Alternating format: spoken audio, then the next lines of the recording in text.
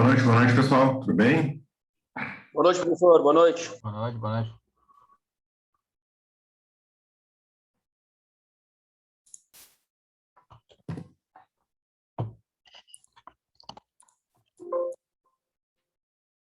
Boa noite, pessoal. Consegue me ouvir agora?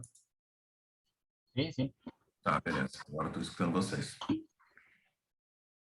Espera mais um minuto aí. Entrar o resto da turma, a gente já começa então, tá?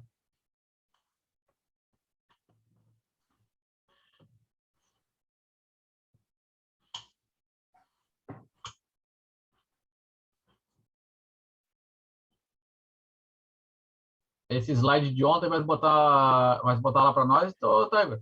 No grupo? Vou colocar. Isso. Beleza, beleza. Já tá no YouTube lá, tá? Quem quiser olhar. Não, eu digo os slides, Não, eu vou botar para vocês lá, tá? Beleza, beleza. Agora, depois que acabar, eu já boto os dois já. Já boto o de ontem e o de hoje lá no grupo. Perfeito, perfeito.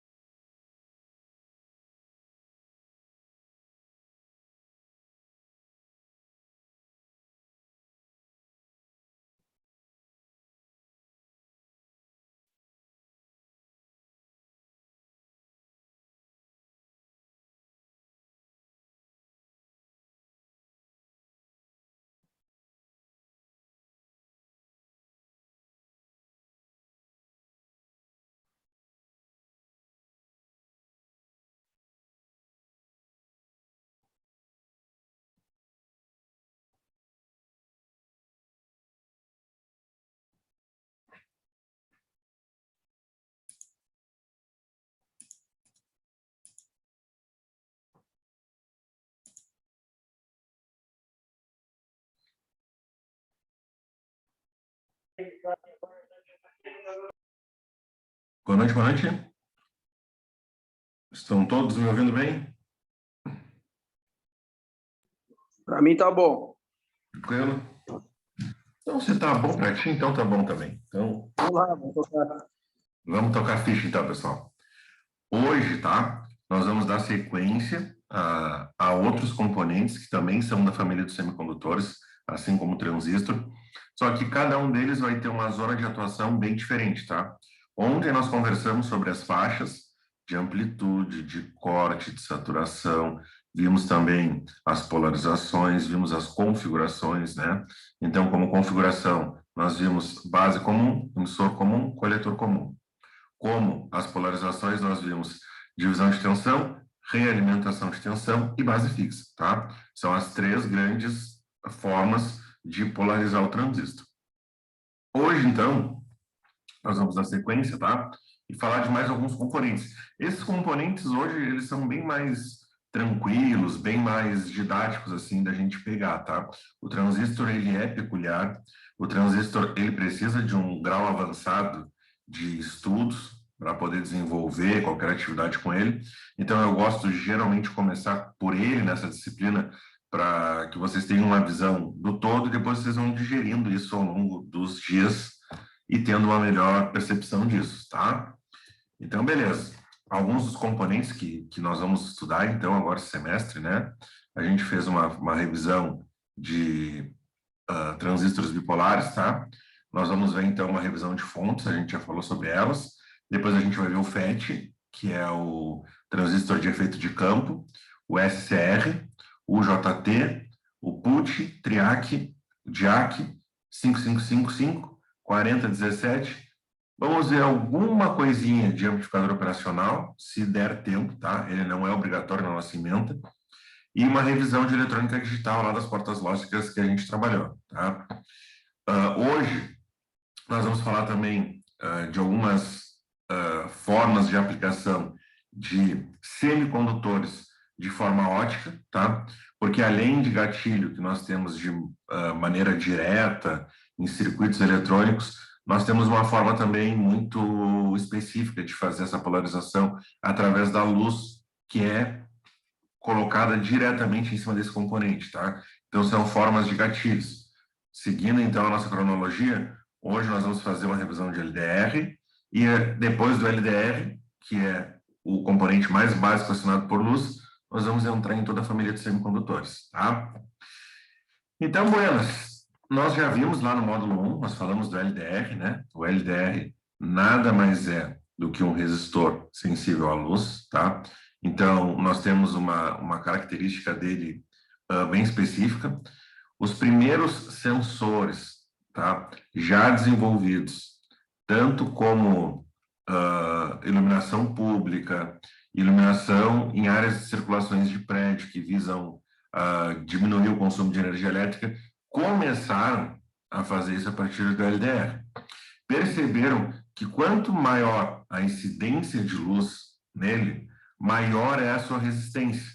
Quanto menor for a incidência de luz, menor vai ser a resistência, tá? Então, Filha da puta! pessoal, alguém esqueceu o microfone ligado aí.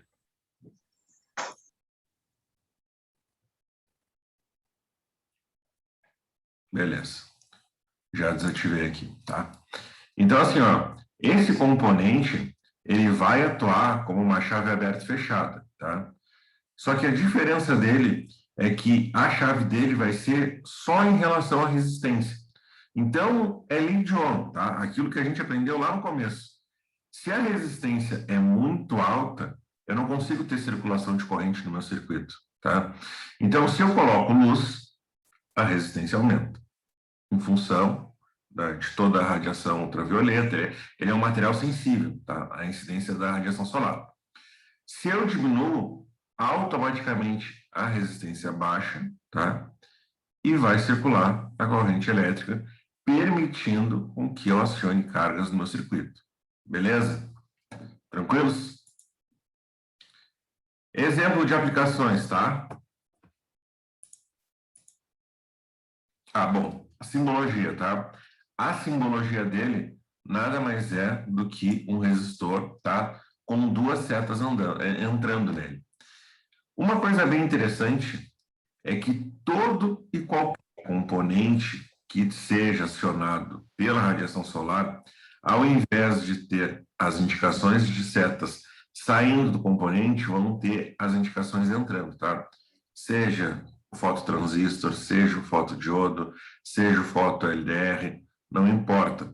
Todos vão ter as indicações de setas entrando no componente, tá?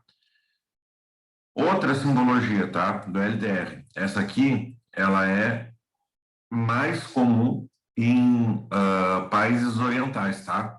A outra é em países ocidentais. Pode ter o círculo, pode não ter o círculo, tá? Estou falando porque daqui a pouco alguém olha aí em algum livro, em algum manual, em algum lugar vai ter essa indicação aí. Então, tanto o componente sem indicação do círculo ou com o círculo, se tiver setas entrando, é um LDR, beleza? A aplicação dele, tá? Um flash de câmera, tá? Então, quando a gente coloca aquela iluminação, ele diminui a resistência e automaticamente conseguia ter uma captura de imagem mais precisa, tá? Lógico, hoje em dia não se usa mais, né? Hoje em dia a gente já tem sensores, coisas muito mais precisas, mais específicas, mas o começo da coisa toda foi a partir do estudo desse componente, beleza? Aqui, tá? Nós temos, então, uma aplicação muito básica, né? A gente consegue olhar, então, o nosso poste, que quando está dia, ele não acende, e quando está noite, então, a luz é automaticamente ligada, tá? Se vocês pegassem alguns modelos, tá, de sensores do início dos anos 2000, 2003, 2004, 2005, e abrisse ele, vocês iriam ver certinho um LDR, tá? Na superfície dele, e um circuitinho só para fazer, então, o disparo dele. Lógico, ia ser um LDR em conjunto com SR, ou até mesmo com TRIAC, né? Teria que ter um outro componente para fazer o acionamento de potência. Ele não seria capaz de fazer um acionamento de uma carga, mas a partir dele que eu consigo gerar corrente no meu circuito capaz de gatilhar um tiristor que vai fazer essa função, então, de acionar a carga, tá? Beleza? Tranquilos? Aqui fazendo, então, só uma analogia, uma ilustração, né? A gente coloca a iluminação na superfície desse componente, então nós temos a possibilidade de uma circulação de corrente. Vai ter um terminal que vai fazer o papel de negativo, outro de positivo, tá? E vai ter essa circulação aí. Beleza? LED. Bom, vocês já estão cansados de saber o que é LED, tá? O LED, ele é um diodo emissor de luz. O que é um diodo, pessoal? O que é um diodo? Quem lembra aí?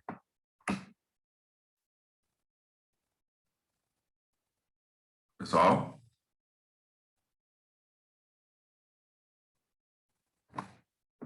Eu desativei meu microfone? Não, estamos ouvindo. Ah, tá. Vai ter que relembrar, eu acho, pessoal aí, cara, porque já passou várias aulas aí, se lembrar para te dizer direitinho. Beleza. Então, Acho que o pessoal não lembra. tá. Um diodo é um material semicondutor, tá? Ou seja, ele não é nem isolante, nem condutor. Ele é formado de germânio ou de silício. Diferentemente do transistor, o diodo, em vez de ter 3 fatias de semicondutores, ele tem só 2, tá? Ou seja, ele atua só com uma chave, aberta ou fechada, tá? Então, assim, ó, coloquei a polarização direta na base, na primeira junção do diodo, ele vai atuar como uma chave fechada. Se eu polarizei ele inversamente, ele vai atuar como uma chave aberta. Lembrem que ontem eu falei que o diodo ele tem uma tensão mínima de 0,6, 0,7 volts entre base e emissor. O diodo ele vai ter essa mesma tensão de polarização, só que vai ser entre junção do tipo P e junção do tipo N, porque ele só tem 2. Né? Então, o transistor é um diodo com mais uma fatia. Tá? Agora, o LED ele é exatamente a mesma coisa. Ele vai funcionar como um diodo. A diferença é que ele é um emissor de luz. Lá nos anos 50, 60, quando começaram a desenvolver o estudo com os materiais semicondutores, eles perceberam que o diodo ele tinha a possibilidade de reirradiar a luz nos cristais de germânio, tá? Então ele conseguia, através de uma pequena corrente, gerar. Eles perceberam, os cientistas, os engenheiros da época, que o consumo de energia era extremamente baixo.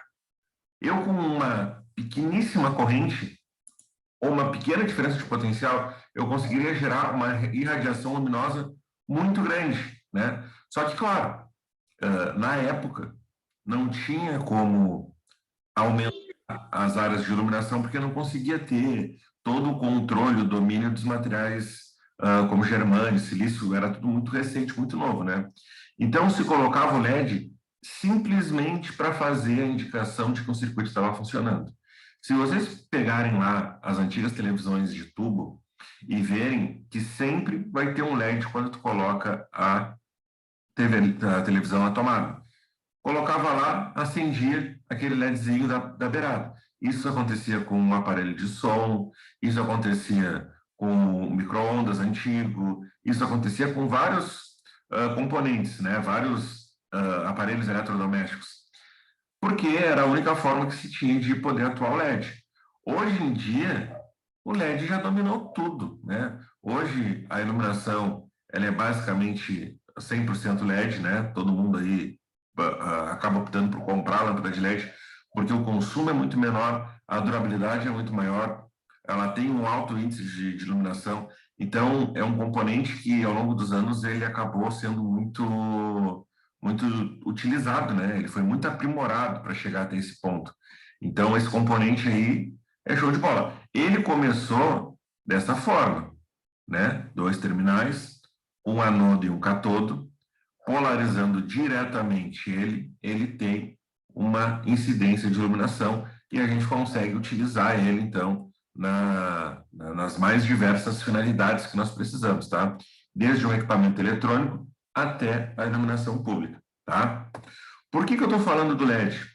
Tem alguns circuitos eletrônicos integrados, né, e a gente já conversou bastante sobre o conceito de integrado e dedicado, mas eu vou relembrar vocês. Os componentes integrados são aqueles que não há possibilidade de fazer a substituição só de um componente.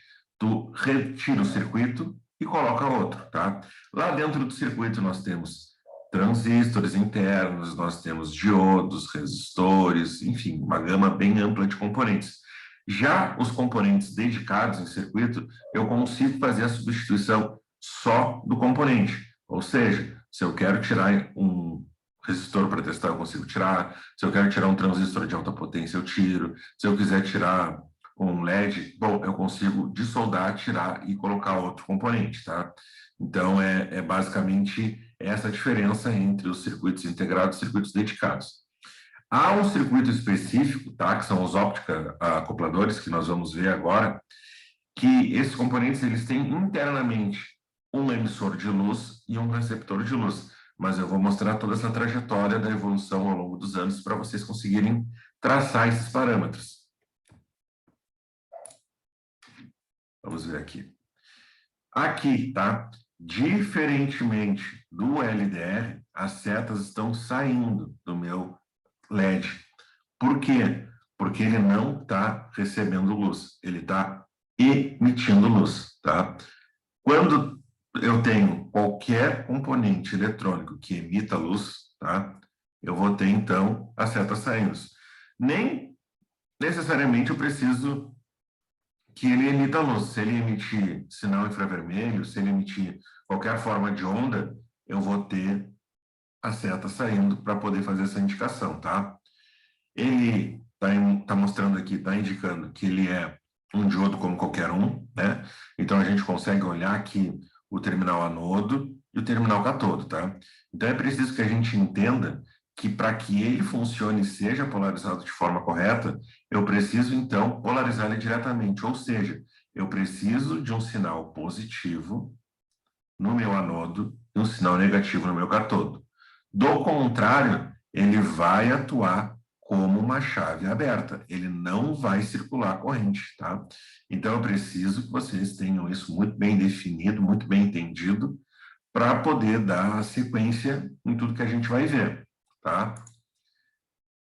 Aqui, vocês podem perceber que não tem um círculo, né? Então, mesmo não tendo o círculo, ele também está fazendo a indicação de que ele é um diodo emissor de luz, só que, claro, numa nomenclatura diferente, numa bibliografia diferente, ele atua dessa forma, tá? Beleza? Tranquilos? Então, aqui, ó, nós podemos ver, pessoal, os dois terminais que nós temos do nosso LED, tá? Internamente, ele faz essa junção aqui, tá? Ele parece um número 1 virado, e aqui nós temos, então, um terminal maior, tá? As indicações sempre mostram, tá, que o terminal maior do meu LED, ele vai ser o anodo, ou seja, vai ser o sinal positivo, tá? O terminal menor vai ser sempre o negativo. Então, vamos supor que vocês estejam, sei lá, consertando alguma coisa, que vocês estejam olhando alguma placa, algum circuito eletrônico, e vocês não têm como medir os terminais e saber se é um anodo ou se é um catodo. Vocês simplesmente conseguem ter a menção de que ele deve ser polarizado com sinal positivo no terminal maior, tá? Só através disso vocês já conseguem resolver o problema que vocês têm, tá? Então, aqui a gente tem também a outra ilustração da simbologia. Terminal anodo positivo, terminal catodo negativo. Beleza? Tranquilos? Alguma dúvida? Tranquilo, tranquilo. Beleza? Ô, Taigo, ele tem essa abertura aí, né? E aí, quando tu polarizar ele ali, ele, como é que circula a energia ali? Muito bem lembrado. Ele vai dar choques dentro dessa superfície aqui, tá? E cada um desses choques, ele vai irradiar luz, tá? Quando ele faz K aqui, entre um terminal e o outro, toda a superfície ao redor dele vai emitir luz, tá? É praticamente muito parecido com o processo de funcionamento das lâmpadas fluorescentes de tubo, tá? De vapor de mercúrio ou de vapor metálico.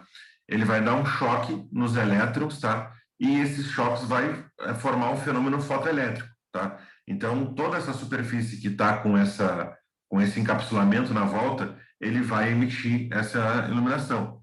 Às vezes acontece de o LED queimar, tá?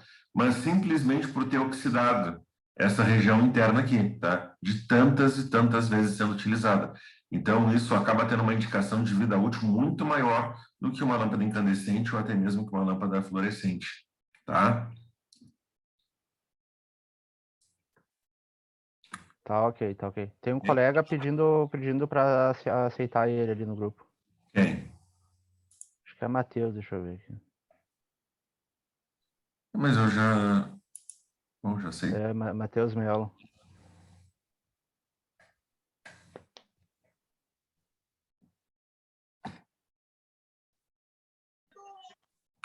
Acho que agora ele entrou. Boa noite, Matheus.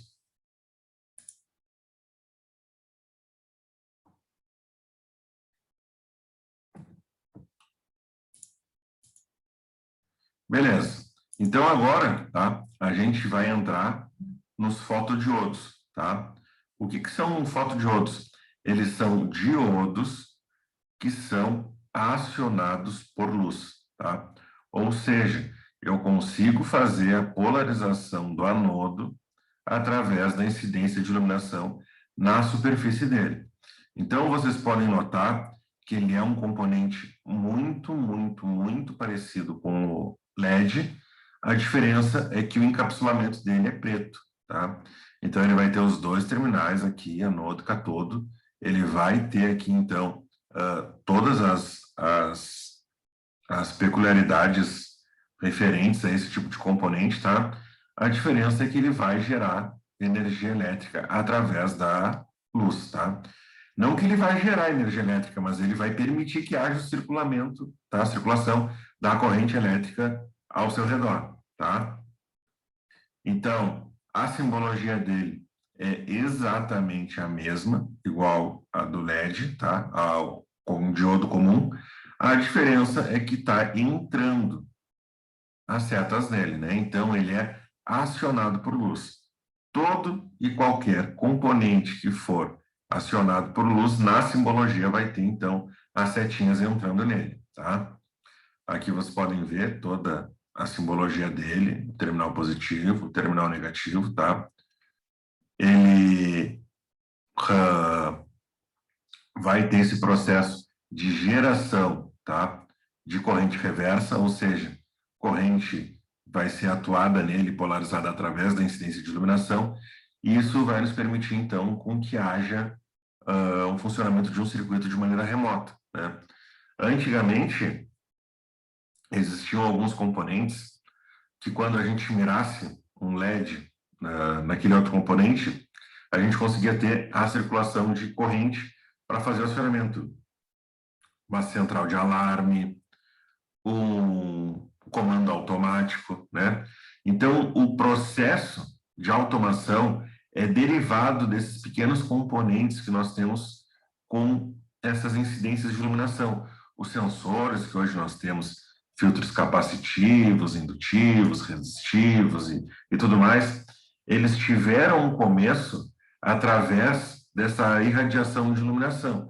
Depois eles foram sendo aprimorados ao longo do tempo e tal, mas no princípio foi feito dessa forma, tá? Aqui a gente consegue olhar a estrutura interna dele, tá? Ele tem um tubo na volta dele. Esse tubo aqui, ele serve, então, para definir as paredes internas, que é o invólucro dele. Ela permite com que haja, então, uma mira para a estrutura interna que vai ser acionada a partir da iluminação, tá? Então, vocês podem ver aqui que ele tem ele é muito similar ao LED internamente, tá? Ele também vai ter aquela parte de geração de energia elétrica através do atrito com o ar, tá? E a partir disso, então, ele vai fechar a chave, tá? Então, ele vai atuar como uma circulação de corrente no circuito que a gente está tentando polarizar. Então, aqui a gente pode ver, tá? Duas imagens, uma é do LED, do emissor de luz, e a outra é do receptor de luz, tá? Uma coisa muito interessante que a gente pode mencionar aqui é que esse princípio aqui, tá? Ele começou a nos dar a possibilidade de fazer acionamentos remotos, tá? Um dos acionamentos remotos que eu posso citar, tá? Que é muito, muito antigo, depois isso mudou para um sistema infravermelho, né? Mas até então, os aparelhos de televisão, eles eram acionados dessa forma.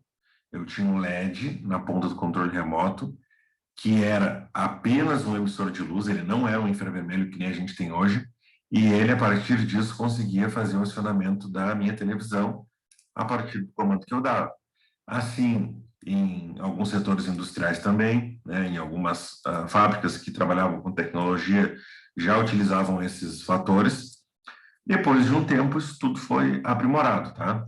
Então, a gente consegue ver aqui o princípio de funcionamento, tá? Eu tenho uma carga que eu atribuí, um resistor, qualquer componente, e coloquei aqui uma fonte, tá? O que vai acontecer? Eu vou acionar a diferença de potencial em cima da minha carga, em cima do meu fotodiodo, e ele vai estar atuando com uma chave aberta. A minha carga não vai acionar. Ela só vai acionar a partir do momento que eu colocar a iluminação devida em cima dele, que seja uma iluminação mínima para que haja funcionamento, tá? A partir disso, a minha corrente vai circular e eu vou conseguir acionar minha carga, tá? Então, isso daí me dá uma possibilidade muito grande de fazer o acionamento remoto ou o acionamento de maneira automática, né? Sem eu ter que precisar fazer um cabeamento ou algo do gênero, tá? Dependendo do lugar que ele está, vai ser muito útil, vai ser muito bem quisto, né? Aqui a gente consegue olhar, tá? A estrutura interna, essa imagem aqui foi tirada do Bolested. Vocês podem ver, tá? Que na estrutura interna dele, diferentemente do diodo comum, que nós temos lá a nossa zona, que nós temos a zona que tem a linha que corta o material tipo P e o material tipo N, que seria a zona de depleção, que essa zona de depleção, então, seria esse acúmulo de elétrons e reversos, né, entre lacunas e elétrons. Aqui vai ter uma diferença, tá? A gente vai ter o material do tipo P e o material do tipo N de forma ordenada, e os elétrons e as lacunas, elas vão estar, então, em diferentes situações. Elas só vão ser ordenadas a partir da incidência de iluminação, ou seja, a gente vai organizar essas portas, elas vão preencher as lacunas, os elétrons vão preencher essas lacunas, e ele vai ficar com uma chave 100% fechada, né? Então, vai ter toda essa circulação de corrente elétrica. Vocês podem ver aqui que a gente tem uma zona de radiação, tá? E uma zona que é a zona de difusão também. Essa zona vai ser totalmente ordenada através da incidência da iluminação. Beleza? Tranquilos? Estão conseguindo entender bem? Professor, só olhando aí no teu desenho, ali onde tem um sinal de menos e mais embaixo, que ali é a fonte, né? Sim. Aí depois tem um resistor. E ali em cima, onde ele vai receber a luz, é que vai abrir ou fechar a chave para a corrente pegar e circular, é isso que o senhor quis dizer? Exatamente. No caso, a fonte ela a energia saiu da fonte, passou no resistor, subiu e chegou na chave. E está esperando o sinal de luz abrir ou fechar para ele completar o trajeto. É isso que o senhor quer dizer? Exatamente. Beleza. Perfeito. Então é isso. Ele vai ter uma fonte própria, vai ter a carga que vai ser acionada, ele vai estar atuando como uma chave aberta, recebeu a iluminação, então vai ter a circulação de corrente, a gente vai conseguir acionar a carga que a gente desejar. Beleza? Tá? Aqui nós temos então o óptica acoplador, tá? Esse componente então, ele vai atuar com um LED que vai gerar a iluminação, tá? E eu vou ter, então, o meu outro componente, tá? Que é o meu fotodiodo, que vai receber essa iluminação. Eu posso ter isso de forma dedicada, ou seja, um controle remoto em um aparelho de televisão, ou eu posso ter isso de forma interna, tá? Eu vou colocar a luz já no próprio equipamento eletrônico que eu pretendo acionar, beleza? Então, vocês podem ver, tá? Aqui a minha ilustração. Um está emitindo luz e o outro está recebendo luz. Aqui, a gente tem um circuitinho interno, tá? Esse circuito interno, então, ele é um circuito integrado e, na verdade, aqui ele não é um circuito integrado ainda, né? Ele vai dar origem ao circuito integrado e vocês vão ver que um circuito emite a luz, outro circuito recebe a luz e a gente tem, então, a polarização da carga que a gente deseja receber, né? A diferença, tá, entre um componente e o outro é que um componente capta a iluminação geral do ambiente. O outro capta a iluminação direcionada para esse ambiente, ou seja, uma lanterna, hoje nós temos o sistema infravermelho, né? Então, são alguns focos de iluminação que nos possibilitam fazer esse acionamento, tá? Aqui a gente pode ver uma imagenzinha, tá? De um circuitinho que faz o acionamento de uma carga através desse mesmo sistema do óptico acoplador, tá? Aqui eu bati a chave, o LED acionou, eu polarizei, né, o meu fotodiodo e ele vai então acionar a minha carga, tá? Aqui é uma imagem desse componente integrado. Vocês podem procurar aí, tá? Em qualquer loja de eletrônica, e vocês podem comprar esse equipamento. Então, ou seja, eu miro a iluminação nesse ponto aqui, tá? E automaticamente eu vou ter a circulação da corrente elétrica já em todo o meu circuito. Ou seja, eu não preciso ter dois componentes separados, um mirando no outro. Até porque esses componentes eles não têm uma precisão muito grande quando a gente faz isso de forma dedicada.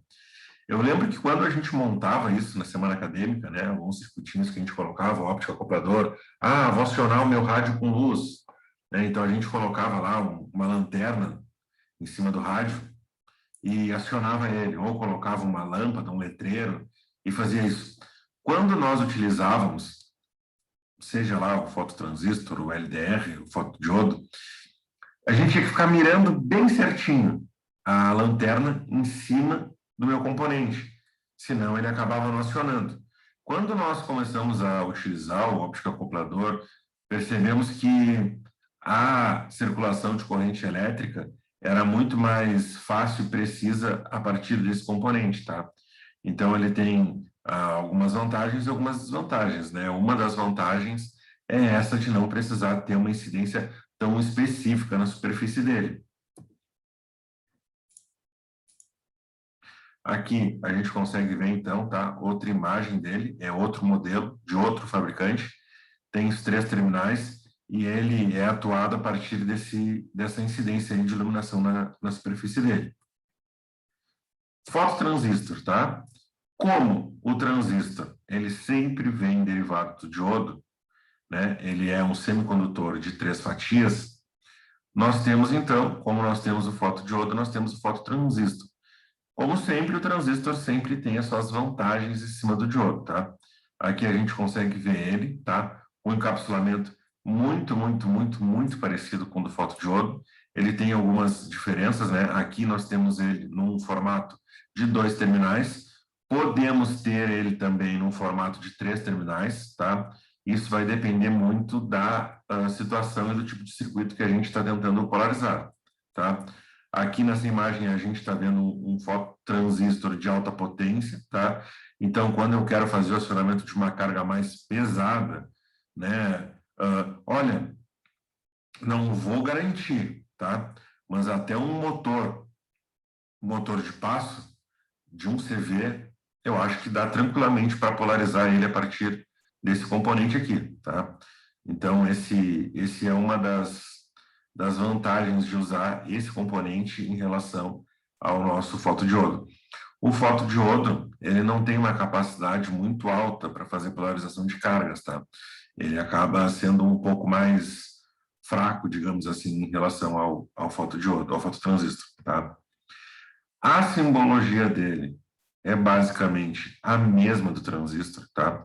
Ele está recebendo 2 setas, então isso acaba nos dando a possibilidade de entender que ele está recebendo a iluminação e a partir disso ele está atuando.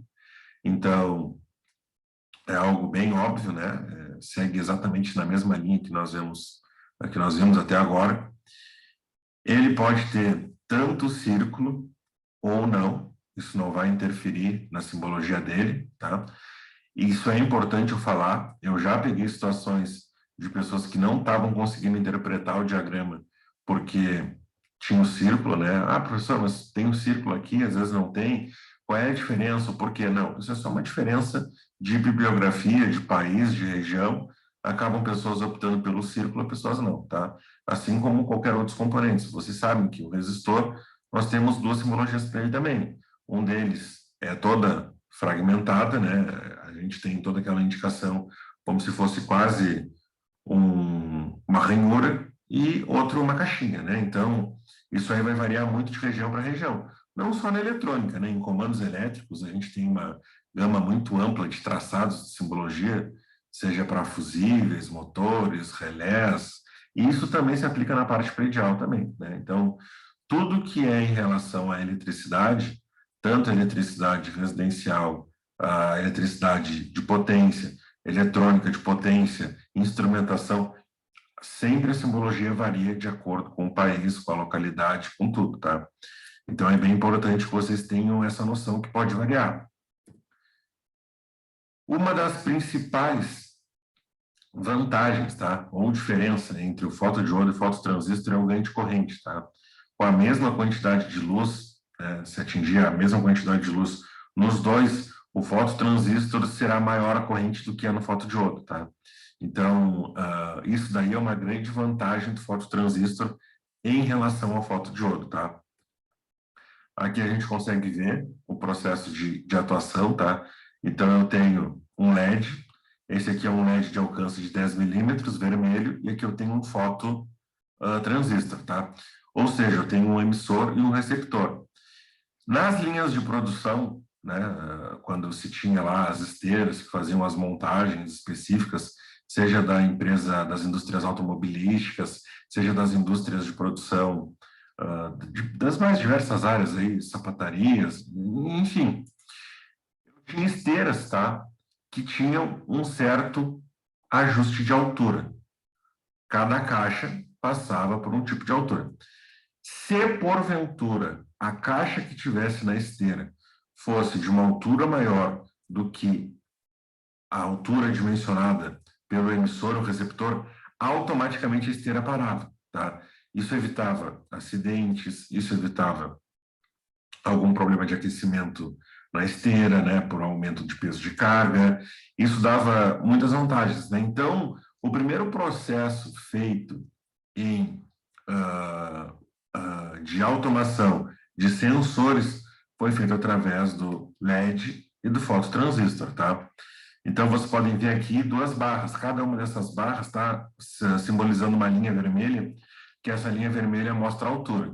Se tiver uma altura máxima, uma altura maior ou uma altura menor, isso poderia me indicar que eu não estou com a carga ou que eu estou com uma carga que não se aplica àquele circuito. então pararia a esteira, a linha de produção na hora, até que algum responsável fosse lá checar o porquê que isso estava acontecendo, né? Então, isso daí, de certa forma, era muito útil, tá? Claro, lógico, isso não me dava informações precisas. Então, vamos supor que, por algum motivo, eu trocasse o fabricante de caixas, né? Eu tinha um fabricante de caixas, agora eu estou com outro. Eu teria que mudar todo o sistema, todo o circuito, eu teria que ter um padrão, né? Hoje isso já não se aplica mais. Hoje, com os filtros capacitivos, indutivos, resistivos, hoje a gente consegue ter uma especificação de acordo com, né? Não com o recipiente que está na volta dele. Então, uma precisão muito maior na linha de produção. Merda, tá travando pior que o meu. Mas é o dele que tá travando, né? Eu acho que alguém esqueceu o microfone ligado. Pessoal, vocês estão conseguindo ouvir o que eu estou falando? Alguém está com algum problema? Ah, pra mim tá legal. Pra mim tá tranquilo, aqui caiu minha conexão, eu voltei agora. Ah, tá. Tá, beleza.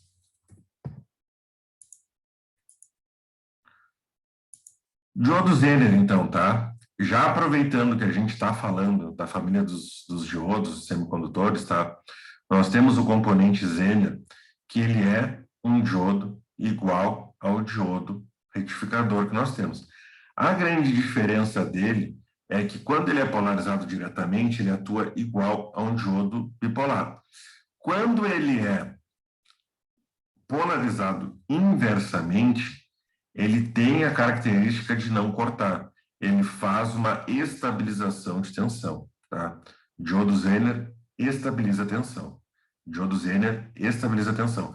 Eu preciso que vocês entendam bem isso, porque esse componente ele é muito útil na etapa de regulação de fonte, na etapa de regulação de circuitos que não podem ter ruído. Então, é um diodo bem especial, bem específico e tem uma aplicação muito útil para tudo, tá? Então, ele, polarizado diretamente, ele vai atuar igual a um diodo retificador ou um diodo bipolar. A grande sacada dele é quando ele é polarizado inversamente, tá? Aqui a gente pode ver, então, tá? A nossa imagem dele. Ele é igual ao diodo, a diferença é que ele tem essas duas derivações aqui, né? Superior e inferior, no terminal catodo dele, né? Então, no catodo, ele tem essa forma aqui, tá? O que acontece?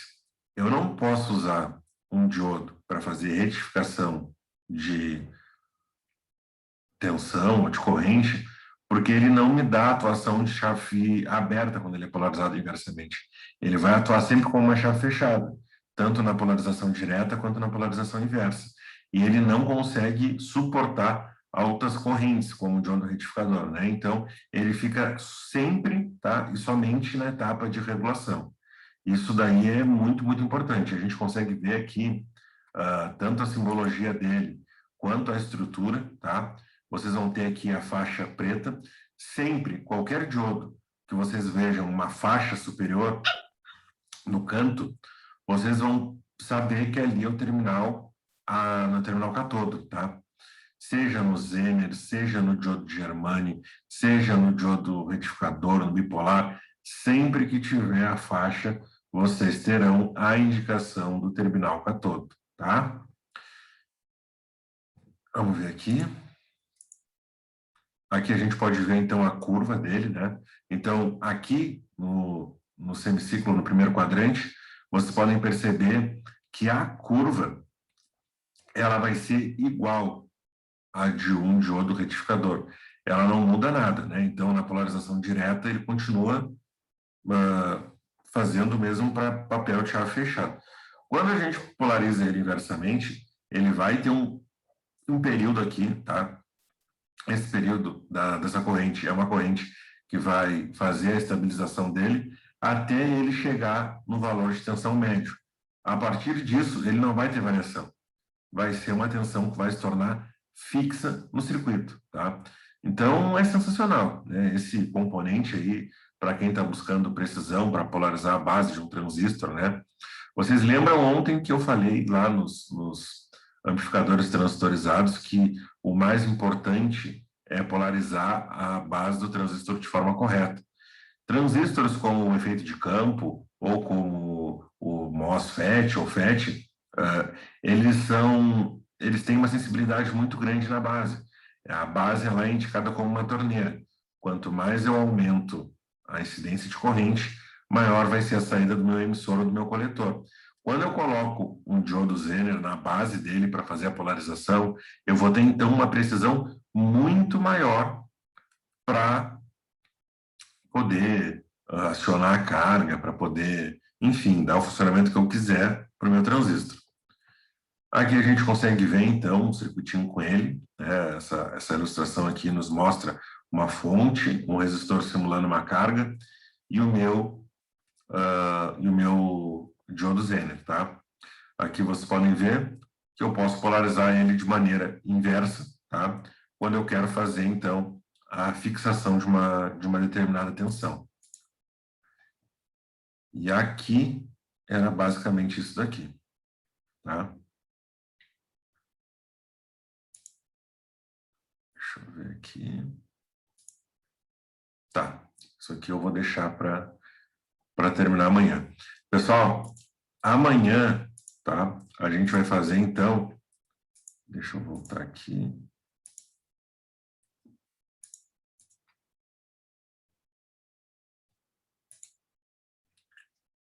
Deixa eu abrir aqui.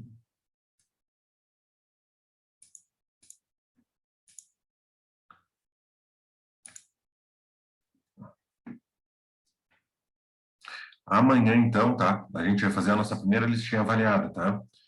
Vai ser aquele mesmo esqueminha de sempre. Vou colocar a lista, tá? Vocês vão ter o tempo da aula para fazer. As dúvidas a gente vai tirando. E aí, a partir da quinta-feira, a gente toca, então, os outros conteúdos que a gente precisa terminar. Beleza? Que a gente precisa ver. Então, por hoje... Aí o senhor já coloca os PDF lá, então, para nós, professor? Eu já vou colocar agora lá. Tá? A aula de ontem já está disponível no YouTube, beleza? Beleza.